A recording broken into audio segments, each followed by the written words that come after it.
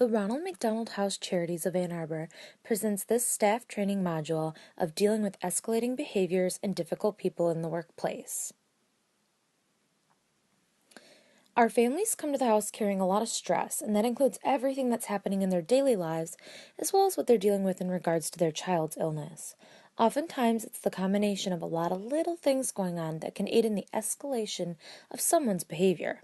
So today we're going to go over information on how to deal with individuals in the workplace who are exhibiting signs of aggression, violence, escalating behaviors, and also difficult behaviors.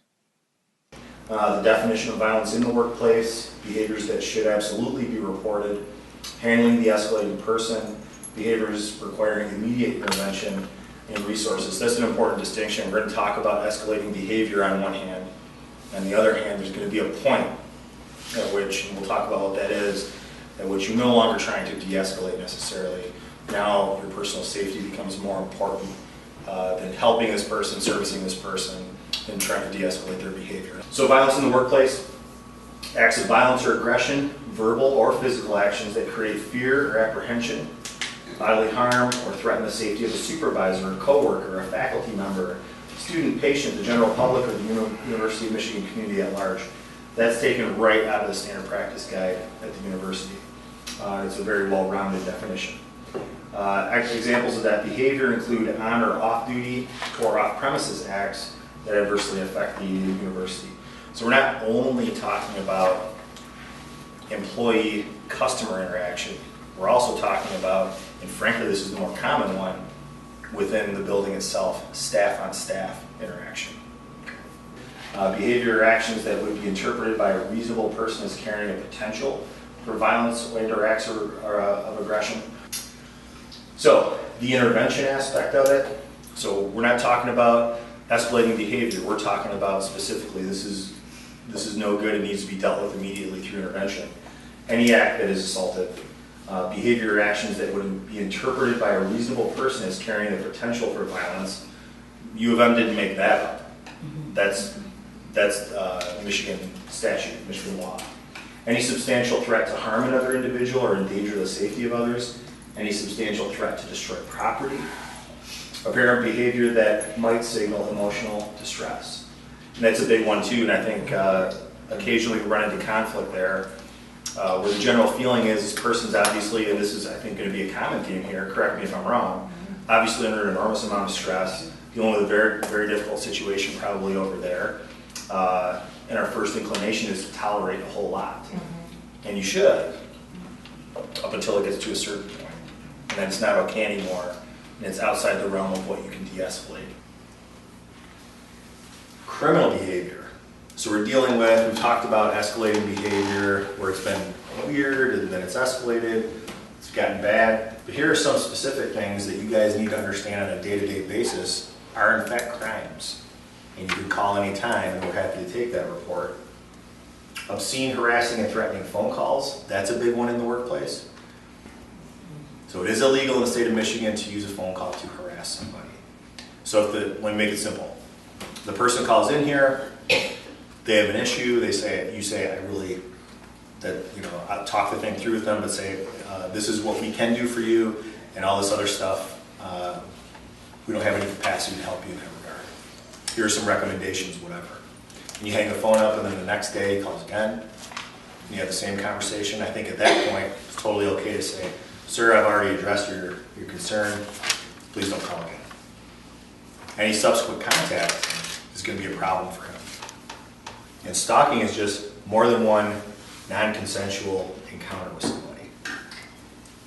That's pretty broad. Is that a personal thing, like stalking, like they physically have to be there, or the phone thing is on the phone? Yeah. The original bullet point there, the first bullet point is very specific to a phone. Computers also apply, so email can apply as well. Stalking can be a whole slew of contact. It can be contact in person, it can be contact through a third party, it can be contact through mail, email, phone call, all those things can apply. So stalking is very, very broad.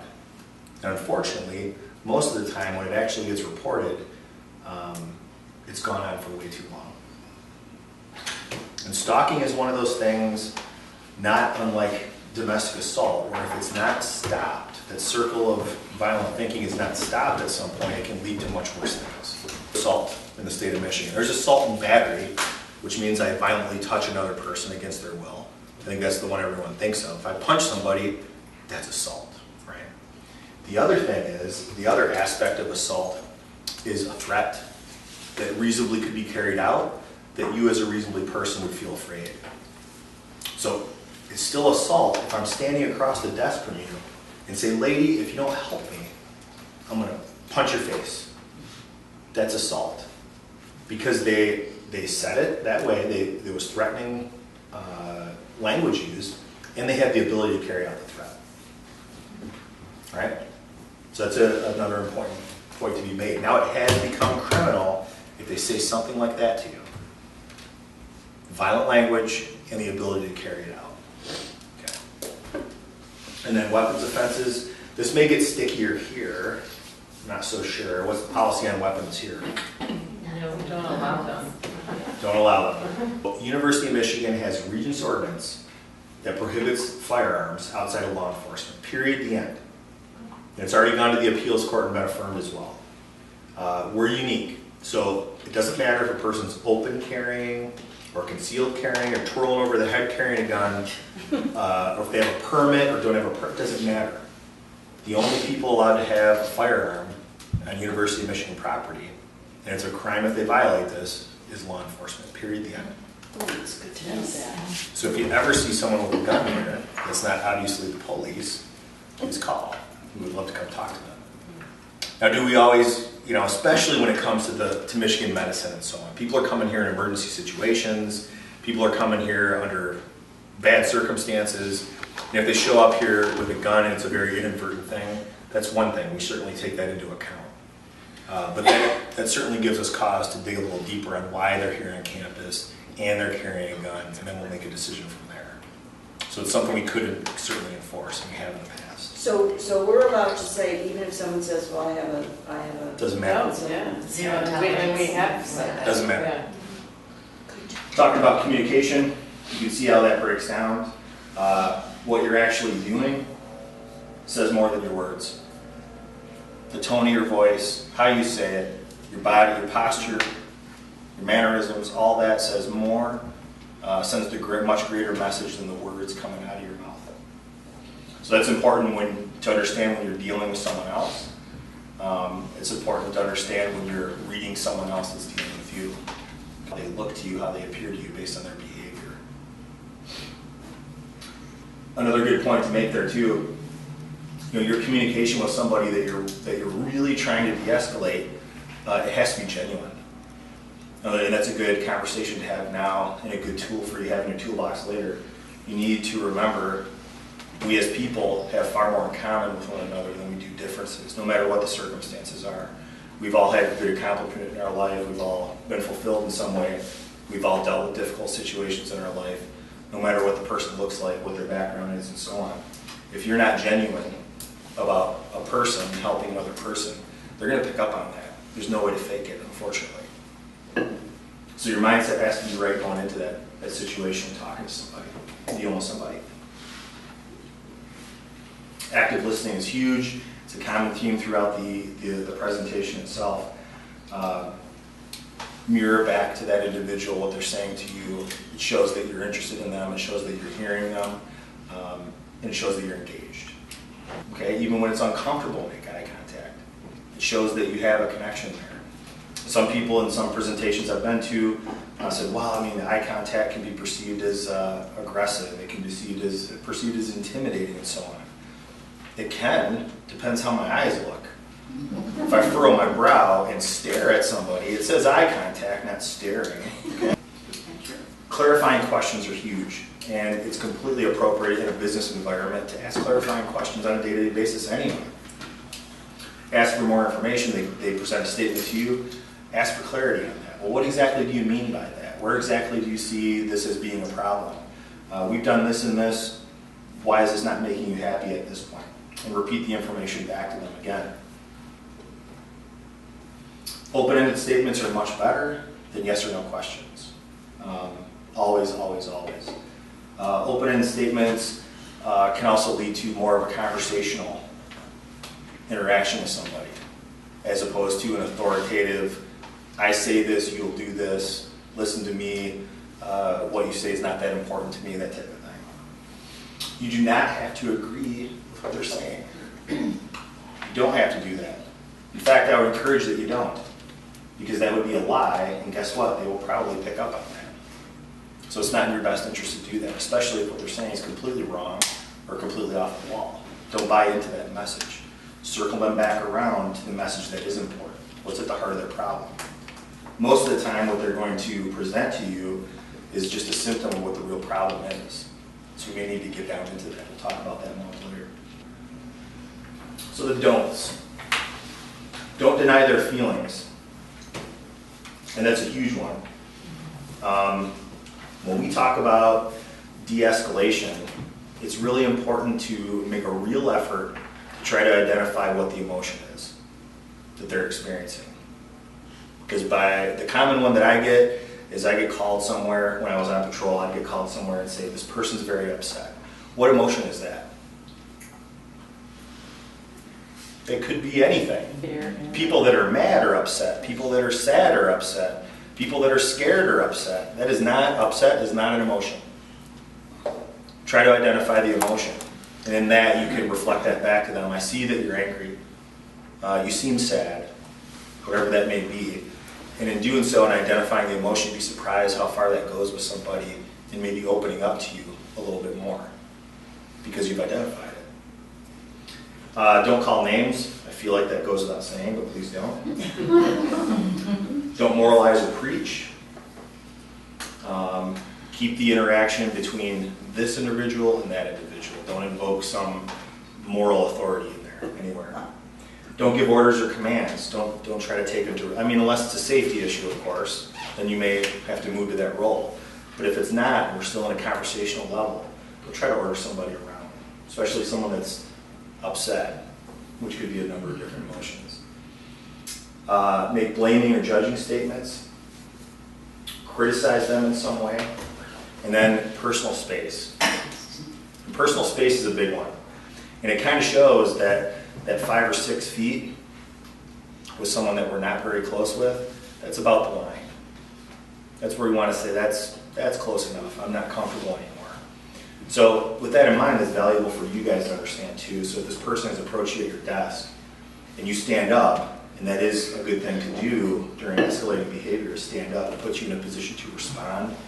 If you physically need to move away from somebody that's becoming dangerous, to physically run out of the building, run to go get someone else, walk to go get somebody else to help you, stand up, maintain that eye contact. If you stand up and the standard size desk is here, aren't you already kind of in that space? And I'll frame it a different way. With you sitting down in your chair and this person standing over your desk, does that feel good? Especially someone that's upset? Because they're already in your space, and what else? They're towering over you probably as well. So get yourself on the same plane. Try to make, if you have to take a step back, great. If you have to ask them to take a step back, that's okay too. Or what I like to use, if there's a chair nearby, sir, ma'am, whatever, can you just have a seat and we'll talk this out, I'll get you the help that you need, and see if they're willing to do that. Because if they're not willing to do that, that's another red flag that goes up. Okay? When we talk about personal space, if you're in a situation where you can't avoid the 6-foot gap, or you need to be a bit closer, in order to diffuse that a little bit, it's much more comfortable if you're to turn your body one way or the other. In other words, angle off to the left or angle off to the right. And this person across from you will feel less threatened as a result, because we are not squared off with one another anymore. And the added benefit to you, if I angle my body off to the right or off to the left, I'm already in a position to move away quickly if I have to. Okay, so you, in a number of ways, standing up from your desk, moving left, right slightly, whatever the layout of the space dictates, puts you in a better position to react. What if they're blocking you though? What if you're in your office and they're blocking that, like blocking the doorway or blocking your escape route? So they're in between you and your door. Mm-hmm. Stand up, get out from behind your desk, and step in front of your desk, Okay, and I know that you're gonna now probably be intruding on their space a little bit, but then that's that time to say, sir, ma'am, whatever, please have a seat. Sir, ma'am, let's step out here and take them to a space that's more conducive to the conversation you need to have, preferably with other people around. Okay. We'll get to that here in a minute. A great way to frame that is, let me go get my boss or my manager so we can help you out, get you help that you need. Whether or not you're getting your boss or manager does not matter, but now you move them to a space that you want them, and you're better able to deal with them. So confident, calm, create space. That's the big one that I want you to remember. Confident, calm, create space. Use your name. Make sure that you know your name, that they know your name, and ask for theirs. It's not uncommon for me to come to one of these types of complaints and I'll ask the complainant, what's their name? I don't know. They just came in here just yelling. That kind of thing. It goes a long way to be on a first name basis. Move slowly, speak slowly, lower your volume, make them work to even hear you anymore. Again, circling back to active listening, reflect things back to them what they're saying to make sure, number one, that you're understanding it properly, and number two, it reinforces the message that I am here for you and I am engaged with you. It's totally okay to say, it's okay to vent.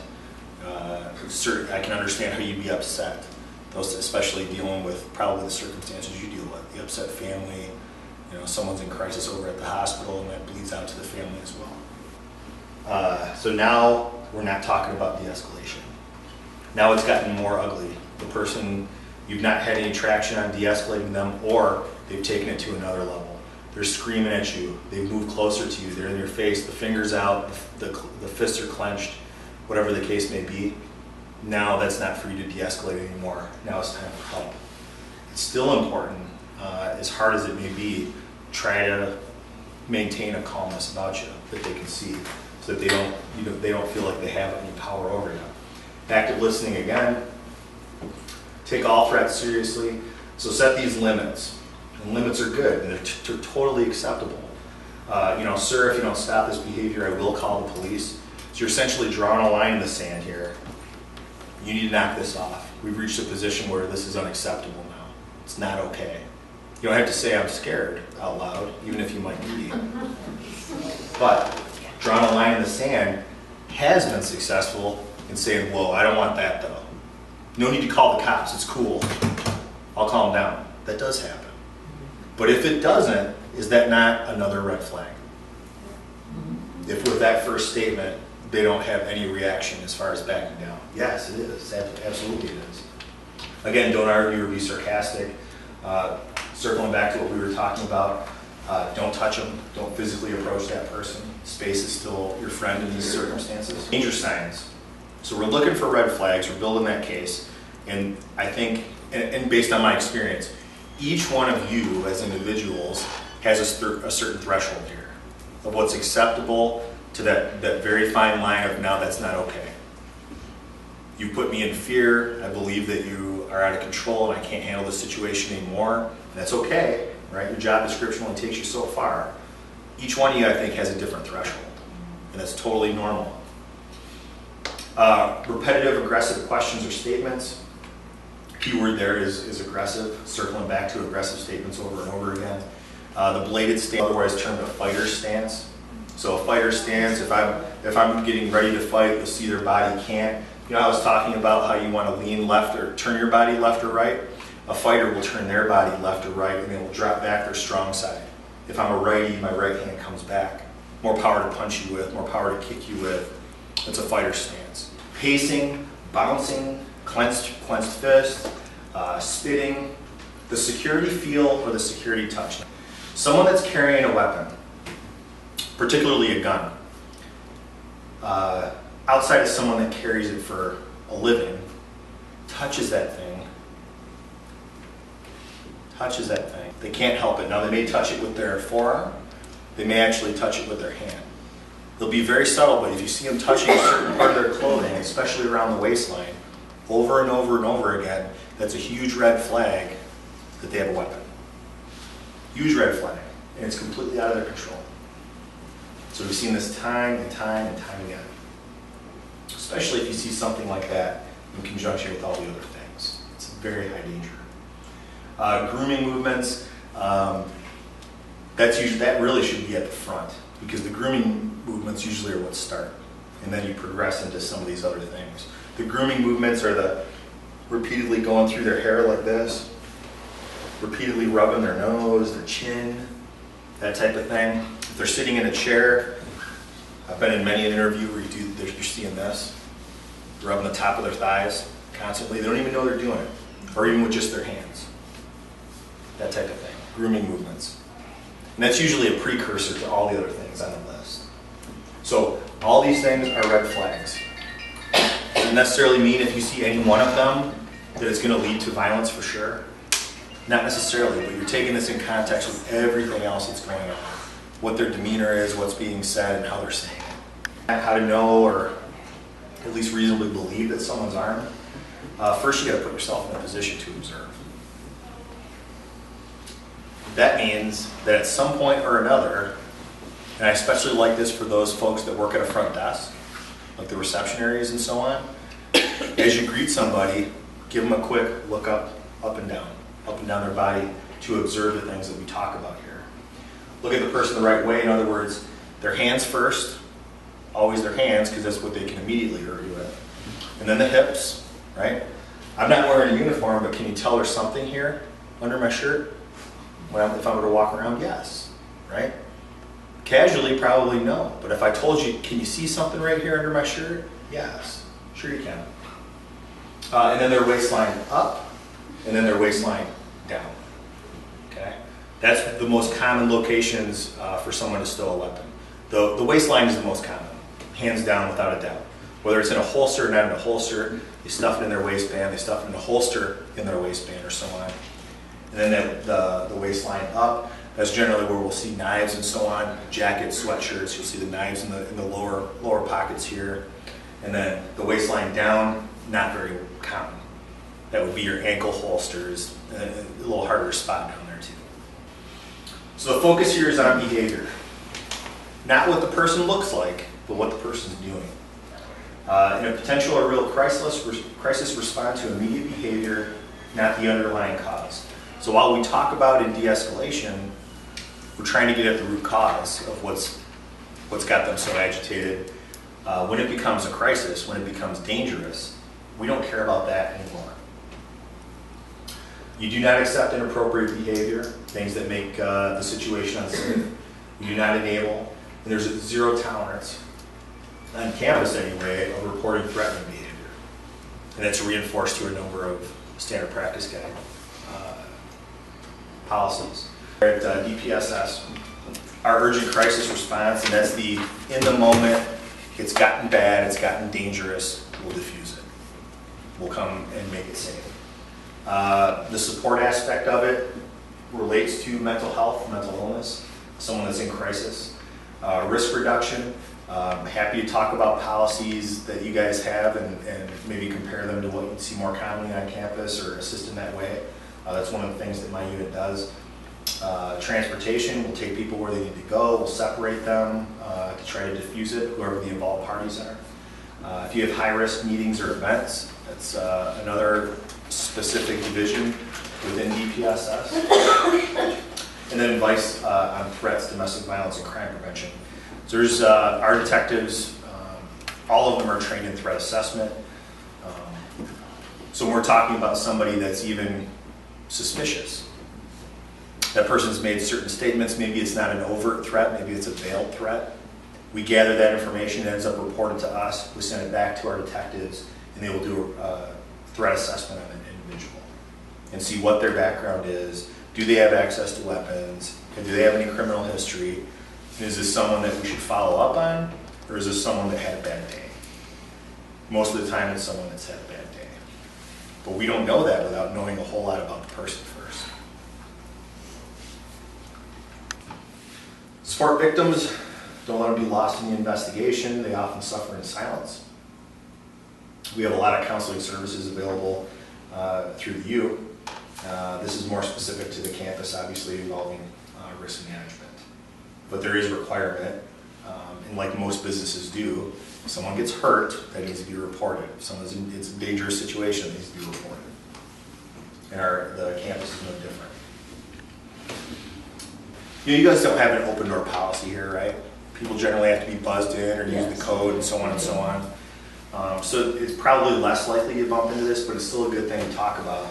If you see someone in here that looks even a little bit suspicious, that looks like they don't belong, that you have any question about whatsoever, you want to see what the deal is with that person. And the question always is, well, how do I do that without appearing confrontational? Yeah. And here's my answer to that. Walk up to them and say, hi, my name's Matt, can I help you? It's totally normal business practice, but here's what we found. If you say that to somebody that's actually up to no good, the answer is going to be terrible. 99 times out of 100. They're going to start sweating and run away. They're going to say something ridiculous in a response, and you're going to go, that's not right. So that should justify then calling security, calling the police, whatever the case may be, to look further into this individual. Now, if their response is totally normal, great, you did a good job, and you made them feel like this place really cares about the people that are using the facility here. Workplace violence, 1 million victims annually, 55 million in lost wages as a result, 1.8 million days of work lost to violence. That's one more for the bosses, I think. I like to hear about money. $4.2 billion in litigation costs, which is huge. 74% of women victimized by domestic violence are harassed at work by their husbands. So as it pertains to domestic violence, and this, you should be aware of this for your coworkers' sake. As it pertains to domestic violence, it's actually quite likely at some point or another that's going to follow them here to the workplace. So it's really important that you're supportive of that person. And if you're the person that's being impacted by domestic violence, hopefully you've already reported to the police and that whole process is going. But I hope that gives you a little bit more incentive to share with those coworkers that you trust or your manager, to share with them what's going on, because it may follow you here. And your safety is important no matter where you are. Whether you're at home with a friend, staying at a safe house, here, whatever the case may be. And the last one, homicide is the leading cause of death for women at work. So not the work itself, but actual violence, chasing at work. That concludes our staff training module on dealing with escalating behaviors and difficult people in the workplace. Thank you for taking the time to complete this module.